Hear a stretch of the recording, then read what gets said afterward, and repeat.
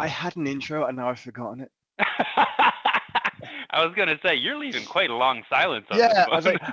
like, wait. Um, it is what it is, I suppose.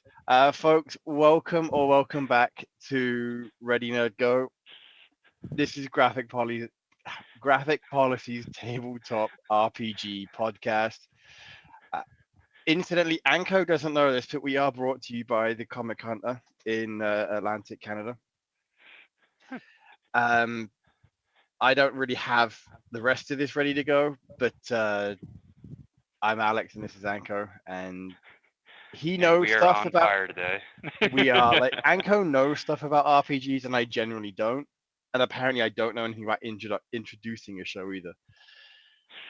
You're supposed to be the podcast guy. Yeah, Like, I honestly like that's the kind of intro. I'm like, do I just restart it? Yeah, maybe we do. Maybe we do. all right. Incidentally, Jacob said, "Yeah, no, if you want to, like, we can have a sign up for you in the shop if you want." Which is why I was saying we need to listen to the first one on the off chance that certain people Start act. listening. Yeah, because if they, I mean, the thing is, if they do, they do, and Mm. I'm sure they're not unaware. Anyway, I'm gonna give another 5 second pause and then go from there.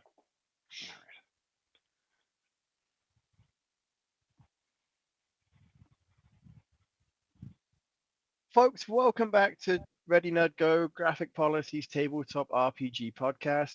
My name's Alex. Anko hasn't spoken yet. Not yet. Not yet.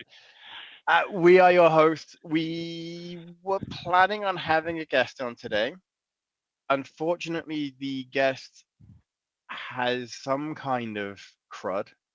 I think it's actually a con crud. He was at a con a couple of weeks ago Yep. and is still getting over it. So it did leave us with a bit more of a open-ended show to plan. We are apparently. Oh fuck! I should have put that in at the beginning. God damn it! Do you want to go for Yeah, round whatever we we're on? I don't even know yet. The Benadryl are kicking him. That's the problem. I'm going to blame the Benadryl and my cat who's walking on stuff that he shouldn't be walking on. Right, 2 minutes in. I need to make a note of this somewhere that I've got to.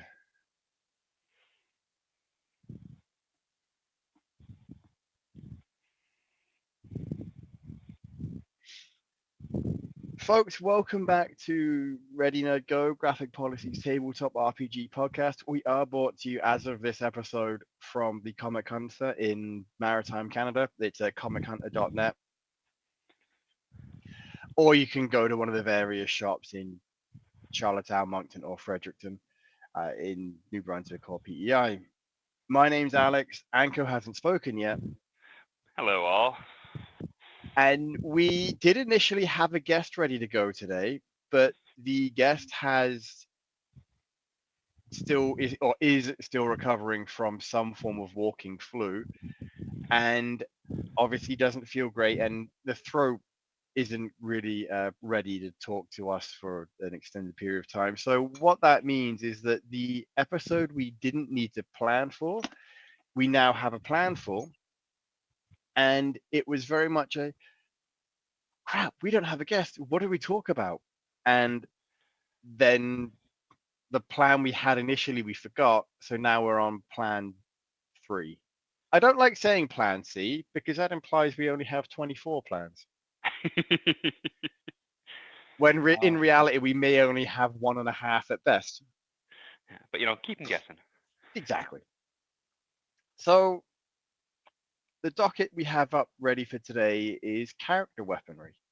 And there is going to be a very obvious slant toward Pathfinder, D&D, that sort of thing, where it's more of a fantasy-esque weaponry. Swords, axes, that sort of shit. That's not to say that you can't have other weaponry, and we'll probably get into that as we go. But if you're looking for laser weapons, then that might be another episode down the road when we look at more of a science fiction based game. Now, full disclosure, I've barely touched any of those games, so that would be a lot of heavy lifting on Anko's part, which is why we're focusing more on weaponry. Because even if I haven't played a lot of the games, I've read a lot of books that I can bring part of that to. So that said, how are you? I am nursing a hot tea that is giving me the energy to get through the day right now. My tea has gone slightly lukewarm at this point, but that's what you get for trying to start the episode 3 times in a row and failing 2 out of 3 times. Yeah, I mean, it's a go. It's I think it's gonna be a fun episode today, especially because for folks, generally speaking, either I'll come up with a topic and flesh it out before we get to it, or Alex will have a burst of, "Ooh, hey, I really want to talk about this," and it's like, "Oh yeah, we can do a lot with it." And today is one of Alex's topic ideas, so I'm really curious to see where he's thinking about going on, because like he mentioned previously, he's still fairly new to all this. Hmm. I always find a lot of fun when he brings a topic forward, just because it's really interesting to see a newer perspective on, ooh, hey, this is the type of stuff I want to talk about. Because when you're in any form of hobby for a while, you can get a little lost in the weeds when it comes to things that you want to talk about versus things that like the average person would want to talk about when they talk about the subject. So it's always kind of fun when somebody goes, hey, but what about this? Oh, right. I hadn't thought about Yeah, that in years. I guess you do need to learn how to walk before you can fly. Exactly. But at the same time, I think that's why having the notes somewhat detailed in for the show as to what we're talking about makes sense. We were talking about before the episode that maybe having the quotes in the title probably wasn't our best idea initially, but it serves its purpose and it's going to continue serving its purpose for a little while yet. Yeah. That said, weaponry. We when you're creating a character, generally you come up with a backstory, etc., etc. And now I remember creating a goblin called Ben who had a club.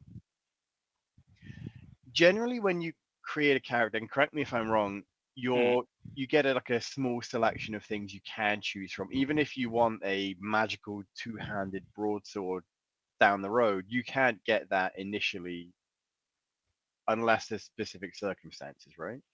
Yeah. So obviously, as I say to pretty much every question you ask me, it depends on the system.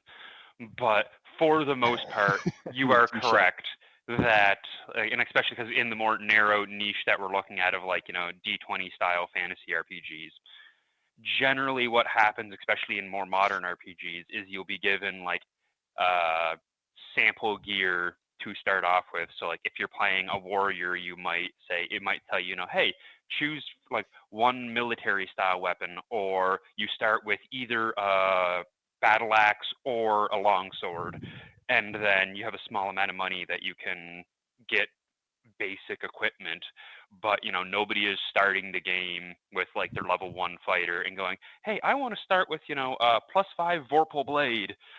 I mean, people definitely say that and try to get it, but any GM worth their salt is going to laugh and tell them no. Yeah, I feel like there's always a if you're starting off an adventure, you want to make sure you have something close to starting equipment. Now, that if I think there is exceptions to that if you're playing a Witcher game, well, your Witcher needs to have at least a steel and silver sword. Yeah. If you're basing it off the game, the video games, I think the books Geralt generally only uses a steel sword. Hmm. Oh, that's interesting. Yeah, the in the books he will only usually carry one sword at a time.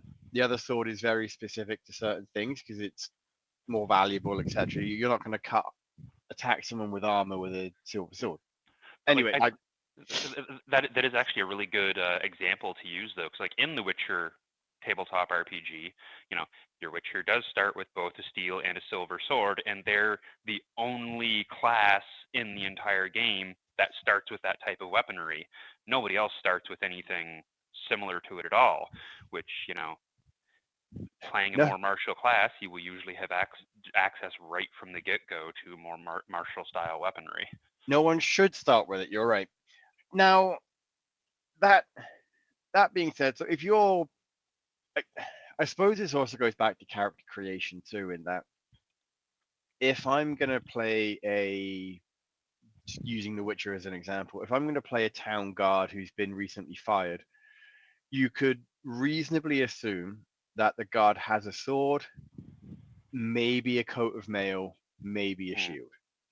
Now, maybe the mail and the helmet were supplied by the town, so he doesn't actually have those, but the sword and shield were his own, so you can at least start with a sword, and you can make a justification for starting with a sword and shield. And I think that's what my point is that generally, yes, you start with, like you said, a martial weapon, etc., depending on your class. But if you can make a justification and a valid justification as to why you start with a bit more, and the GM is like, you know what, that makes sense.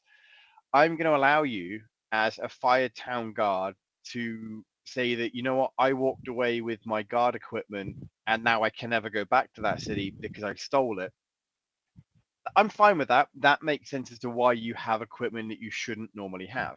Yeah, it's tying your character into the world around them in a way that makes sense for the setting. Exactly. Now, what you're not likely to have is a town guard who has dwarven armor, because there's no logical way that you can get that without either a serious amount of role playing or that. Well, where did you get the armor? Well, I found it. Well, why does it fit you? Well, I paid a dwarf to make it bigger. How did you pay a dwarf?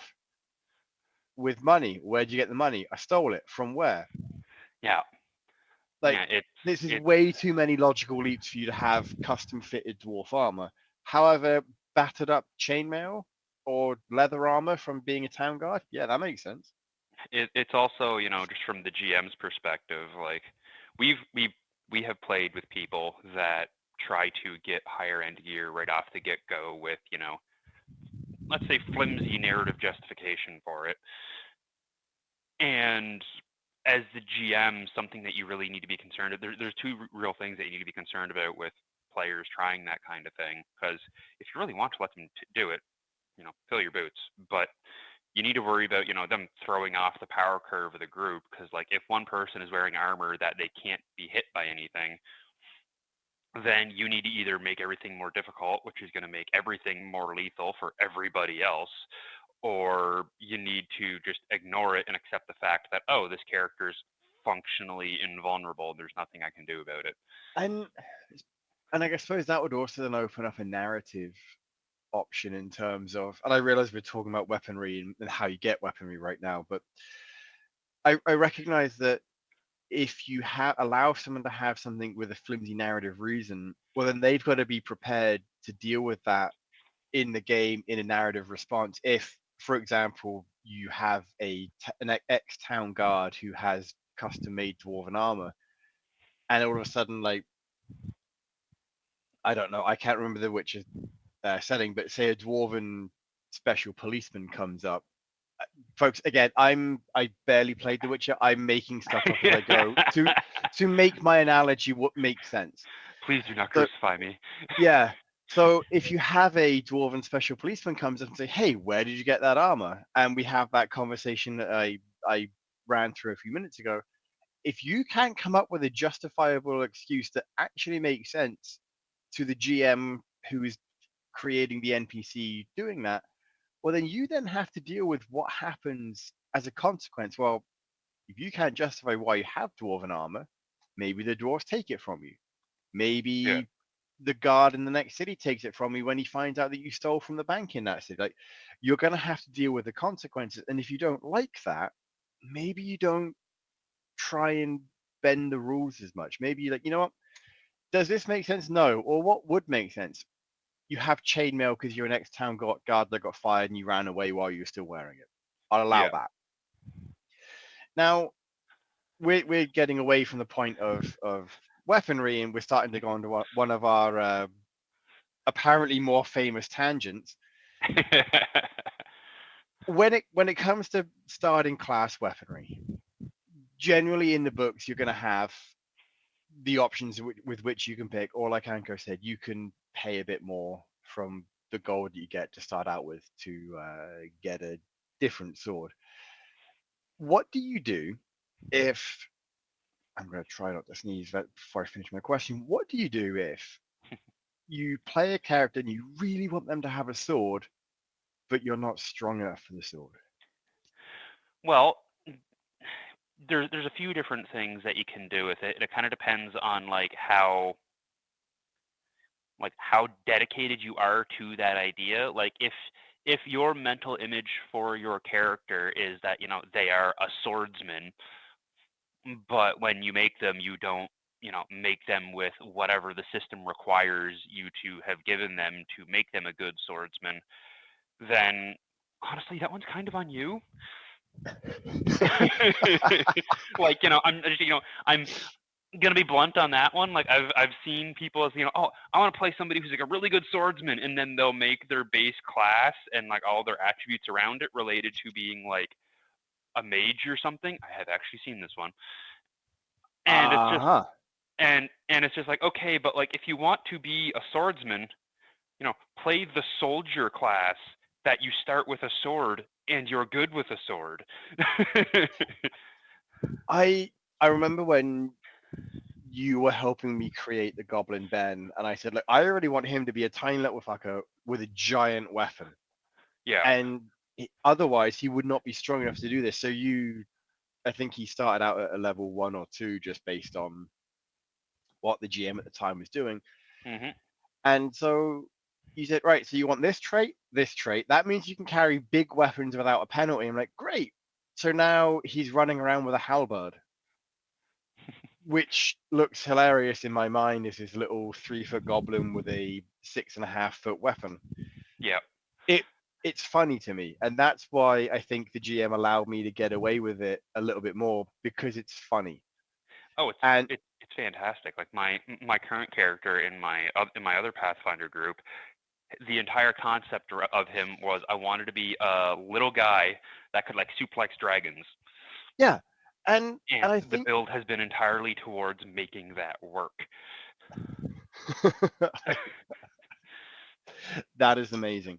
Right? And and I think that's the kind of thing where you can get more of a leeway from the GM. Now, I'm I've always been the person who, well, using the goblin as an example, one of the people on the table was like, oh, hey, if you take this trait, then you can do A, B, and C, and it's that much more advantageous to you in combat. I'm like, while I recognize that, it would make no sense for him to do that because I can't explain that away in my head canons for the character.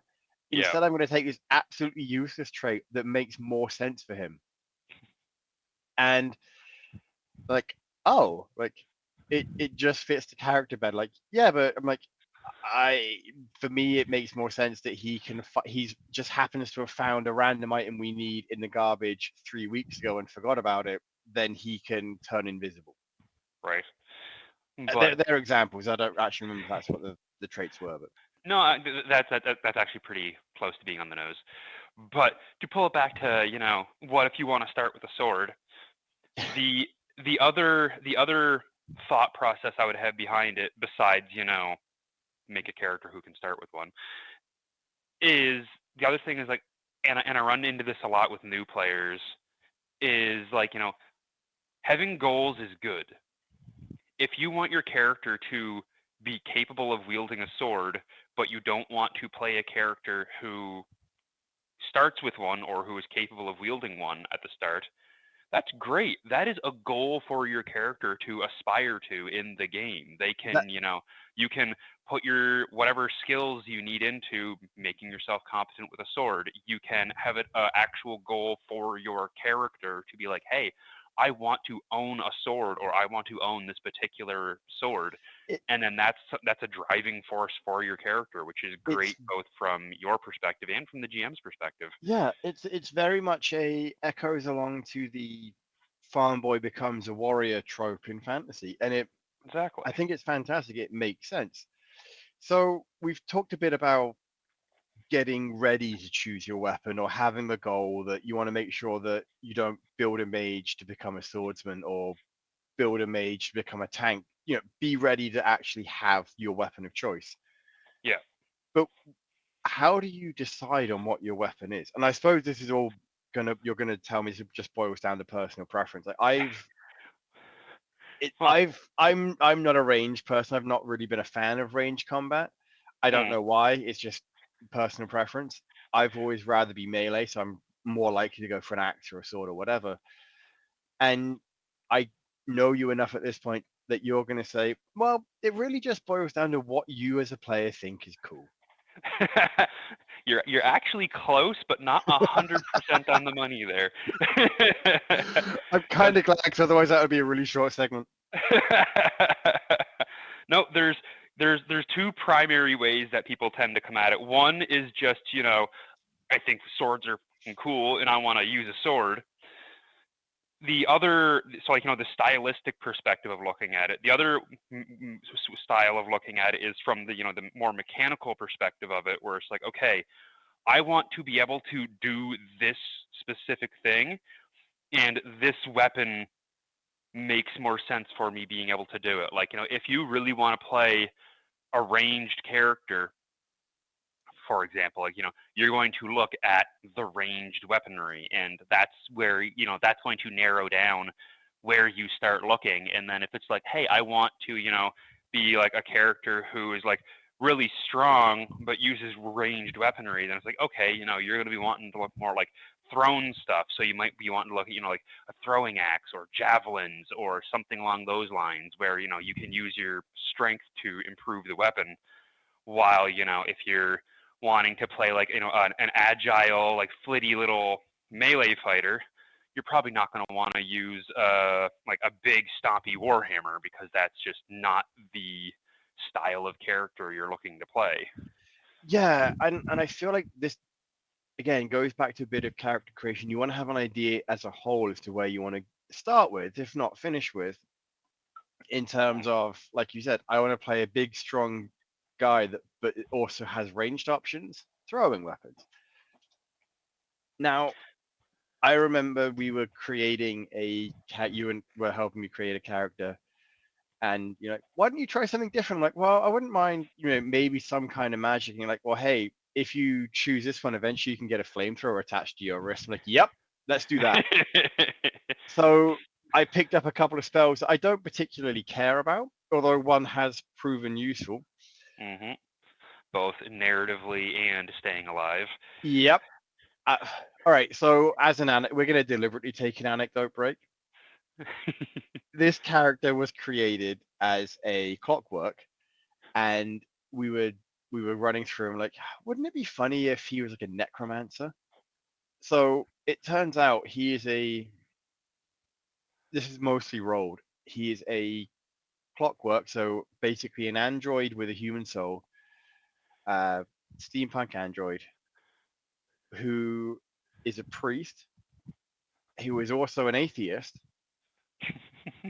Ergo, he's a heretic, and as part of this, he also somehow can. He's a fledgling necromancer, which none of the other party knows yet. They don't know why he has a necromantic spell. I don't think they've realized where it comes from, but Yeah, it's hide from undead. I don't think they've quite realized that, that even is a necromancy spell in this system, which is fantastic and Yeah, entirely on board. which I remember I said, well, I didn't want to use this right away, but now I'm going to because we're being swarmed by a horde of zombies. So I cast it and just let everyone else run away, and I just casually walk behind them. And this is all because I want a flamethrower, which is from an entirely different path. But then I thought, wouldn't it be funny if the one spell I could choose from the necromancy path would be viable, which was hide from undead. Hmm. There was no other reason that we went down the necromancy path at the time, but now it might be more of a thing. Like that's indirectly influenced the direction of the character, which am a big fan of. hmm And again, that also goes back to the magic is you might have a single goal, but if there's another spell that, I'll take that because I can. I don't really need any of the other ones yet. That may be an accidental fortuitous bounce.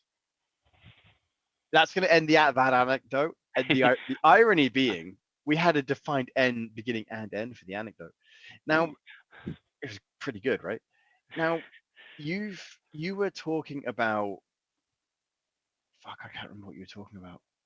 I think you had come to the end of your point. Yes.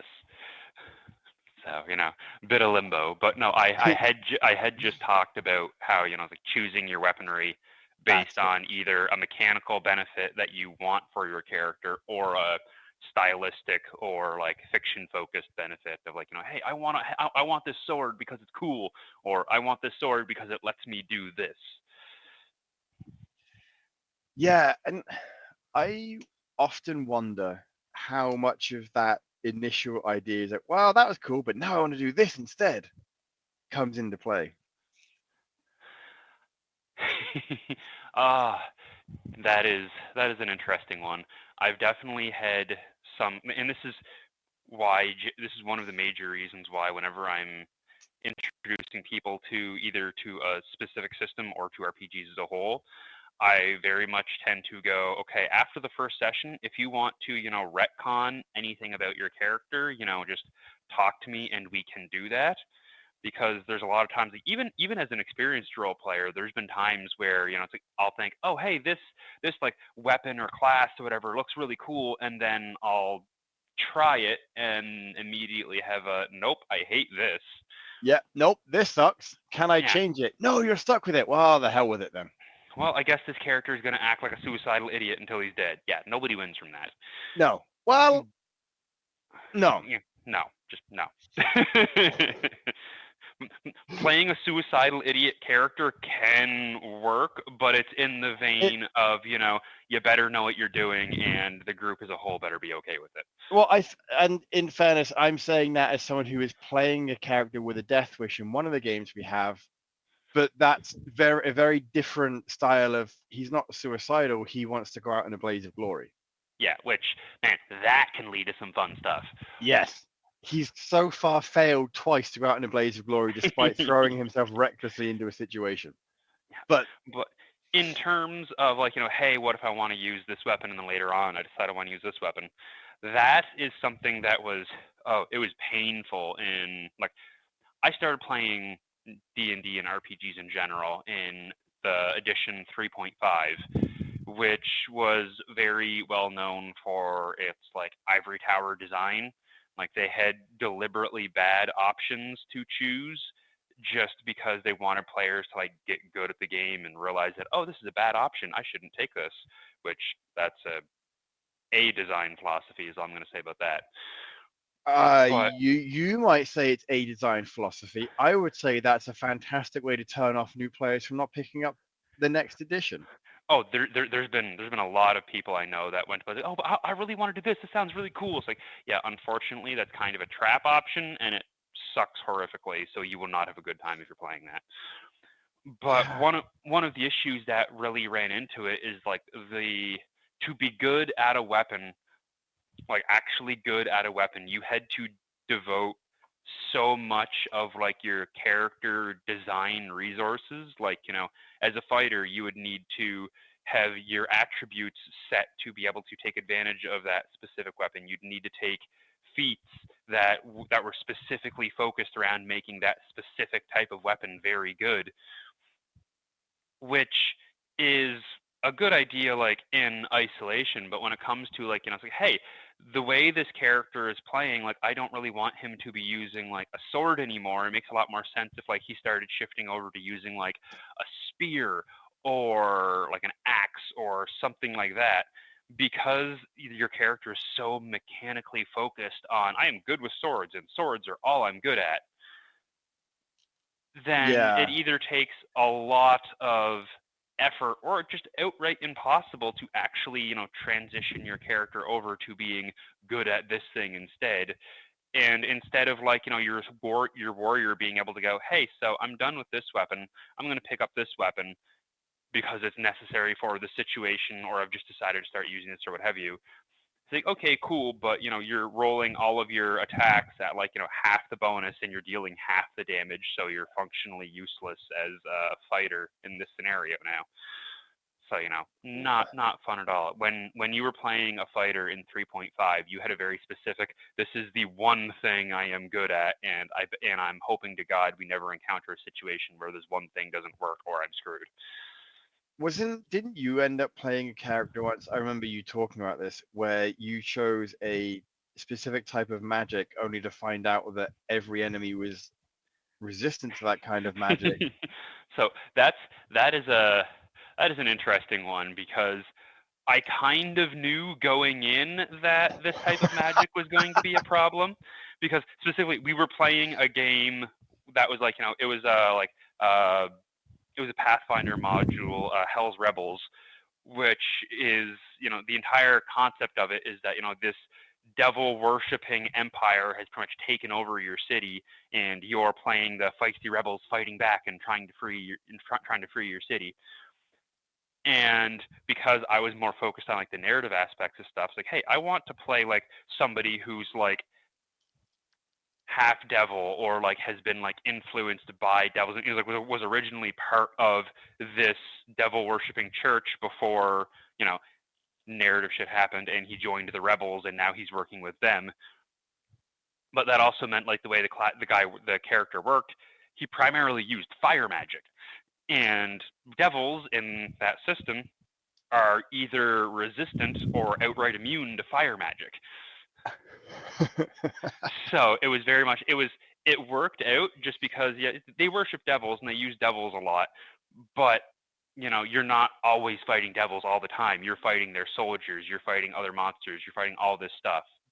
So like I It, knew going in that there were going to be combats where it's like, okay, I'm not going to be useful for fighting these like big bads, but because the system isn't quite as restricted as 3.5, even though the first one is 3.75 essentially.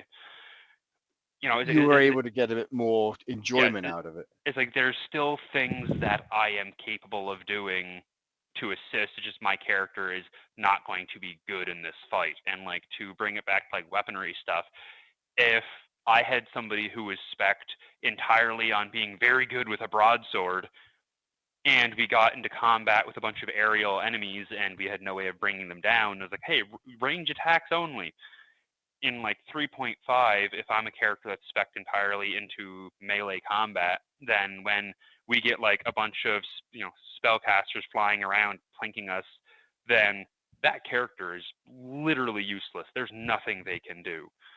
But in games where you don't need to dedicate as much of your resources to a specific weapon, it's like, okay, they're flying around and like casting spells down on us. I'm going to sheath the sword and I'm going to pull out my bow, and I'm still going to be really functional with that weapon. Like I might not be as good, like I might not get my bonus sword damage, but I'm still going to be capable of meaningfully contributing to the combat. That actually brings us very neatly to our next question, which folks listening were like, wait, you've had a format? I thought you idiots were making it up as you went along, and mostly true. Improvising weapons. Now, I am using us as an example in that the clockwork we were speaking of previously, I had asked you at one point, like, can I buy oil flasks and light them and throw them at people? Hmm. And you said, sure.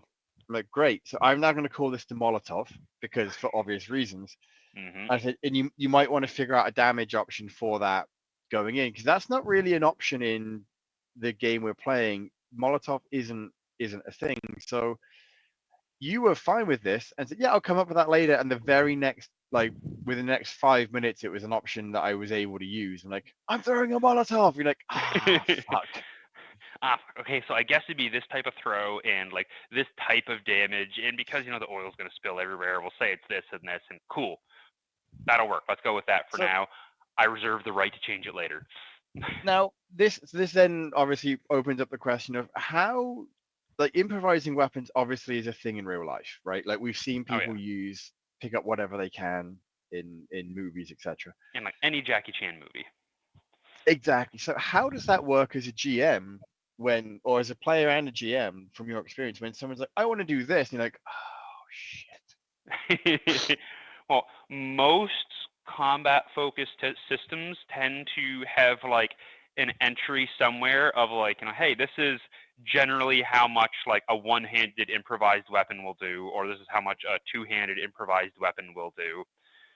and you can use that as kind of a benchmark to decide, like, okay, hey, this guy's, I want to pick up a chair and smash it over his head. It's like, okay, so like, improvised weapons generally deal with this much.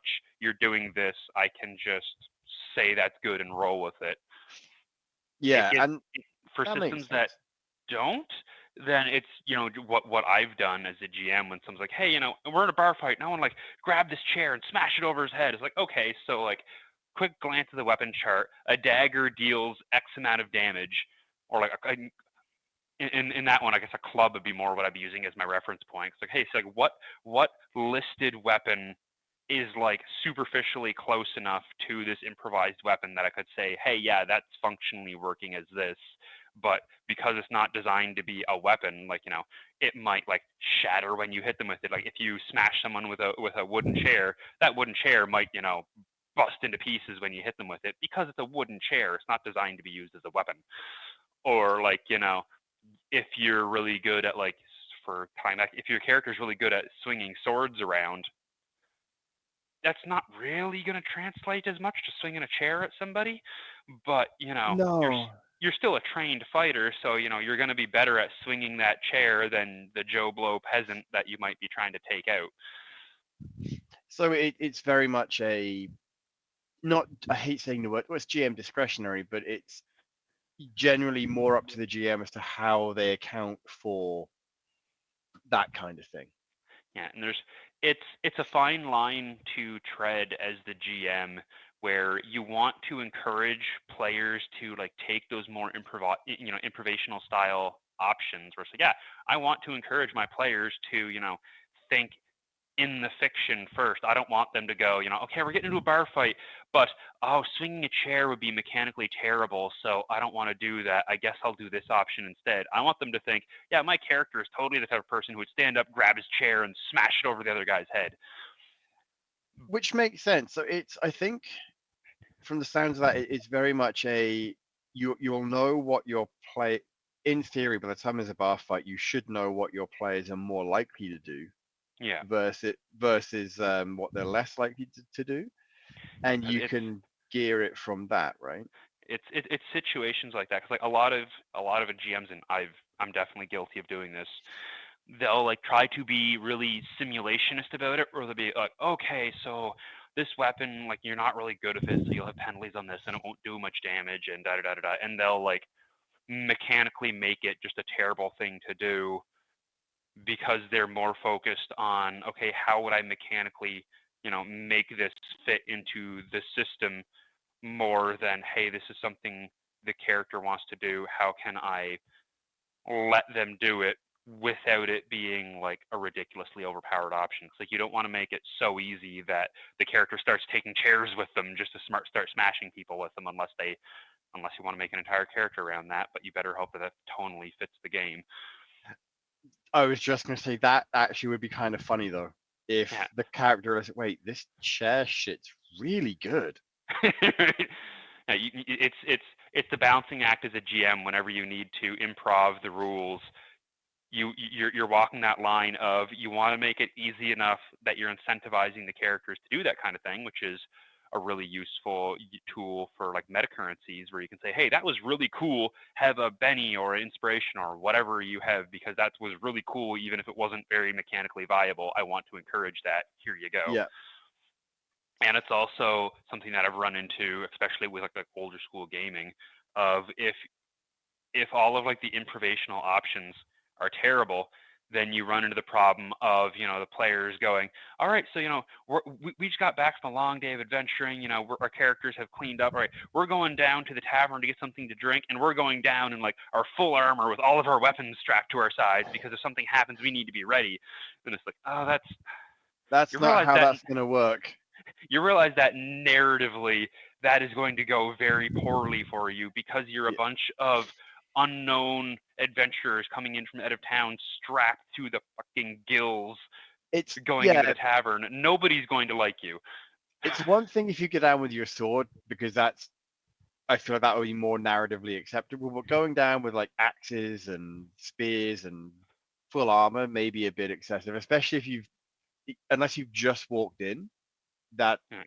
that obviously would be a bit of an issue. Yeah, so, if you just come in off the road and you're like all grimy and banged up, and you're like, all right, we want to get a drink before we go do anything else, then yeah, sure, head into the tavern like fully equipped to kill.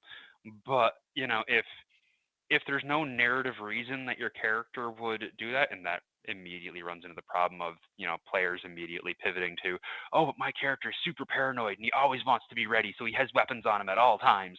Like, okay, but like if your character is walking around, like, even with a sword, like if even like modern day, if you're downtown and you go to the bar to have a drink and the guy sitting next to you has a pistol strapped to his waist, that's going to put you a little on edge because there's a guy with a weapon sitting right next to you in the bar. The irony is, for us, yes, that would put us significantly on edge because we're in a country, and myself are from countries where handguns are not common to see. In my case, anywhere, but especially in Canada now, unless it's on a police officer, you're not likely to see one. Yeah. I realize that some people listening, it's like, oh, I wouldn't care if someone had a gun strapped to their waist. Okay, fair. I am not that person, but I would still be on edge because of that.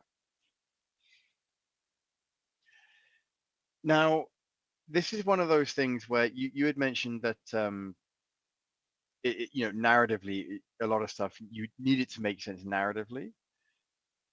What do you do when it does make sense narratively, and yet it's still one of those moments where like this makes no sense from a fiction standpoint, but yet I can see how you can almost justify having this thing. It occurs to me that at some point Anko has been disconnected in the last few minutes or last few seconds, so I'm going to make silence and try and get him back.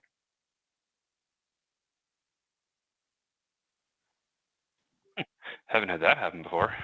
Yeah, that was weird. I've seen it happen a couple of times, and it's funny. You started to say something and then went quiet, and I just jumped on your point. Like, as I'm speaking, I'm like, I wonder if he's actually just disconnected completely. Yeah, finished my thought, stopped, and heard nothing back, and I was like, huh, that That's, doesn't normally happen. I need to check to no. see if I'm still online. So I think the last thing that I recall you saying, we were just talking about a pistol in real life in a bar would be, for some folks listening, less worrisome than perhaps for you and I. Yeah, and I was starting to say something along the lines of, yeah, no, I can get into that topic, but I don't want to because it's going to get political real quick and not be related to RPGs at all. But yeah, generally speaking, as the GM, I want to encourage people to be willing to use improvised weapons and like improvise the area around them for their character. But it's always just the fine line you need to tread of wanting to make that a viable option for them And versus it becoming the best option for them. yeah. Which, hey, if you want to play like a Jackie Chan movie style game where your characters are constantly running around fighting with like ladders and pots and that kind of stuff, being awesome, go for it. But just that's a very specific type of game, and they are out there. There's oh yeah, like what's the game that we were talking about last time? Some kind of action movie game where it's very much a case of Feng Shui, I think. oh maybe. Anyway, so the game that we're thinking of and can't name, there's very little rolling. It's a case of, hey, can I do this? Yeah, that works, and it's the number of doubles you roll or the number of, so you might roll a whole bunch of ones, but as long as it makes sense and it's what you want to do, go for it. Yeah. And that's a really interesting game mechanic, and I think it's one that we'll probably end up talking about once one or both of us have had the chance to play it. Oh, Outgunned. Outgunned, yes, thank you. I was desperately trying to look it up, and I was thinking, I really hope Ango's already ahead of me on this. Yeah, that is one of the ones that are on. Like, I'm sure we've referenced this before a number of times, but our group at hey, they're sponsored by us being to say they sponsor us being to say it name. At the Comic Con, or the place where we play, we tend to cycle through systems fairly rapidly compared to most groups, because most of us are, no, I shouldn't say most of us, like a solid half of us are GM heads who are constantly going, "Ooh, I want to try this system. Ooh, I want to try this system." And then we end up with a shelf of them, and most of them and don't get touched. and I think So in we also have the unique opportunity, unique good thing with the word I can't think of, where it's not always the best. But say if you can't make it when you're GMing a game, and then one of the other people, oh, well, I'll be there. I'll GM. I'll play this game that we've been doing. So it's not yeah, uncommon to have 2 to 3 games ongoing at any one time, just purely because that's what people are available to play. yeah. And generally, we'll have like, okay, so these are what we're playing right now. These are what we have in the chamber that are either coming up after we're done with these, or they're, hey, we can run this as a quick one-off when we have time. And like Outgunned is on that list. I'm really hoping to be a player in it, honestly, because I'd GM it, but I want to be a player in it. I feel like there's the person who's got the game it wants to GM it because they've spoken about it quite a lot, like, and they're reading it and actively getting very into it. So I think it's more likely we're going to see them GM it than anyone else, but I could be wrong. Fingers crossed. Yeah. All right. So we have spoken about choosing your weapons. So how do you start with a weapon? Choosing a different attack method, melee, ranged, and magic, and vaguely touched on certain things. And then we spent a bit of time improvising weapons. I didn't think we'd get near 40 minutes of talking about just weaponry with a tangent or two, but there we go. We have done that. Sorry, I would turn around and my cat was trying to open a drawer, and I don't know if he's strong enough to do it. But anyway, that's where we're at right now. Is there anything else we want to talk about or cover while we think of it, bearing in mind this is a topic that we did not plan, and we're um, again, it's the one of those things we can always circle back to. Maybe if we do an equipment building, character equipment building session or something.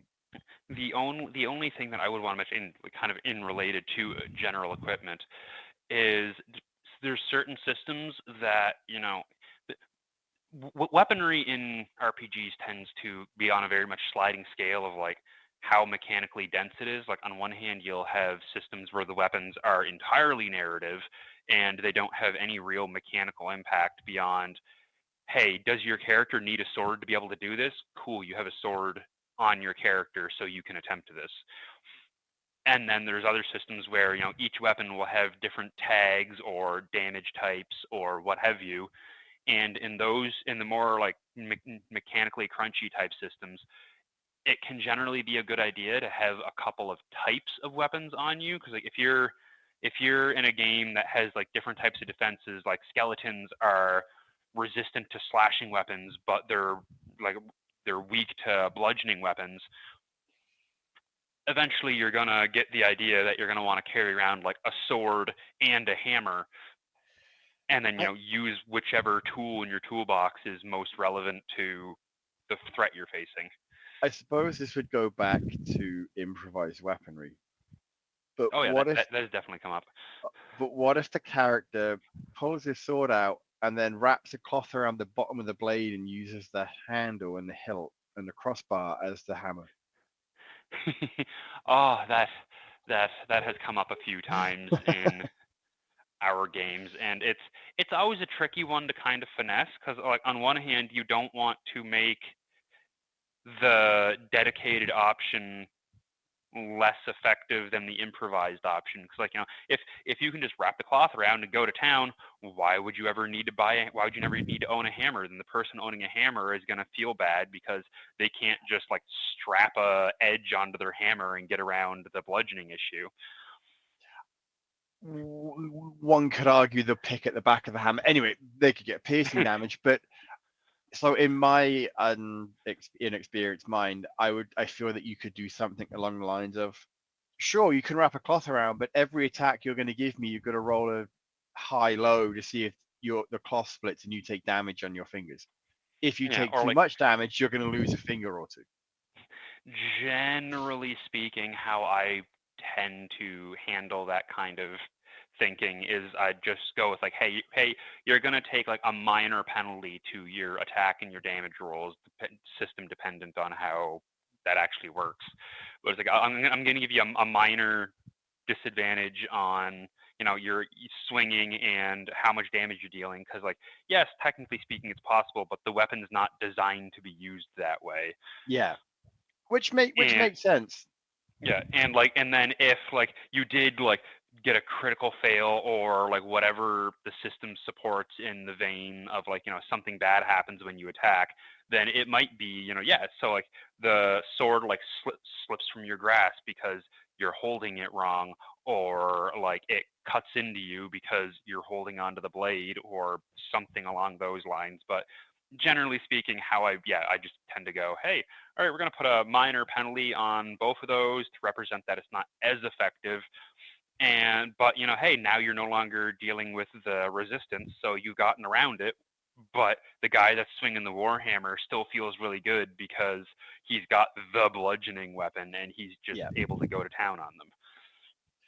which makes complete sense. And I think that this is one of those moments where you've got to, like you say, build in the how the players themselves feel about the attacks they're making and the characters they're playing. Because, as you said, if you can just wrap something around the bottom of a sword and be just as effective as someone with a warhammer, Hmm. well, then why would anyone have anything but a sword that you can just flip around, Yeah.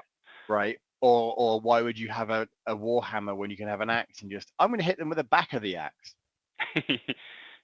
And it can get interesting too, especially when it comes to like customizing your weapons in more like mechanically abstract systems. I've run into the problem a few times where like hey, this character is playing with like a quarterstaff, and the player's like, hey, can I like strap something to the top of it to make it heavier so it does more damage? And I was like, okay, like that's an interesting idea, and I want to encourage interesting ideas, but at the same time, like the system itself isn't mechanically dense to make a difference. And Uh, it's like, okay, like the system is abstract enough that the difference between you doing that and not doesn't actually have any mechanical impact to it. And you can't really give it a mechanical impact, because even if you gave it like a +1 to damage, then oh, now it's just as good or better than the weapons that are a lot more expensive and a lot more difficult to use. And then the it person who's put the work in to use those feels bad because the guy who yeah, barely has anything just strapped a bit of metal to it and went to town. and I feel like at that point well, you can strap it, but now it's going to be a less effective naginata, the Yeah. Japanese long spear sword thing. Like it's one of those things, like as a GM, like it's very difficult, I would assume, to be able to effectively balance what people want to do, what they can do, and what makes sense in terms of the other people enjoying the game. Because sure, you can absolutely, in a genuine fantasy setting, strap a sword to the end of a long pole, and then you have a giant spear sword, which would be more difficult to use, Hmm. but no And you less effective than an actual spear in some ways.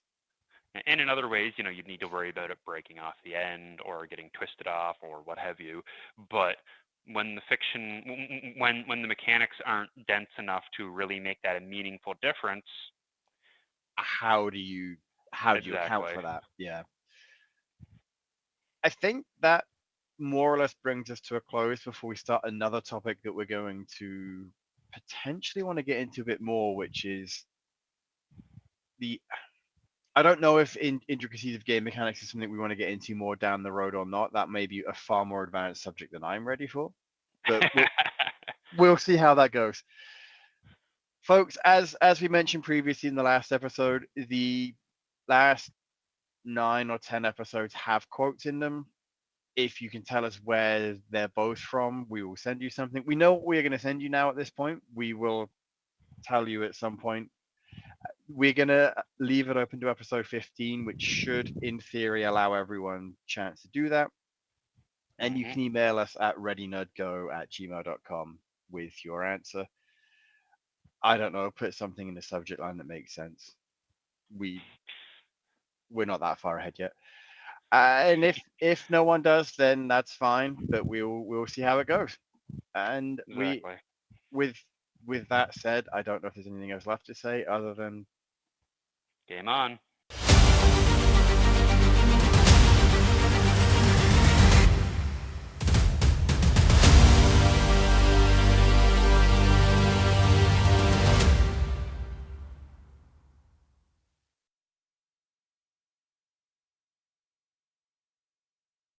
Hey, thanks for watching the previous video from Graphic Policy Television. Just by watching, you help support our site. Thank you so much. Now, if you're watching these videos, you probably care about geeky things like movies, television, comic books, toys, games, video games, you name it. You can go and subscribe right now to our YouTube channel to stay in touch and catch all the new videos, or check out our website at graphicpolicy.com. There's a nice link on this end of the video. But as always, thank you for watching. Keep on rocking and keep it geeky.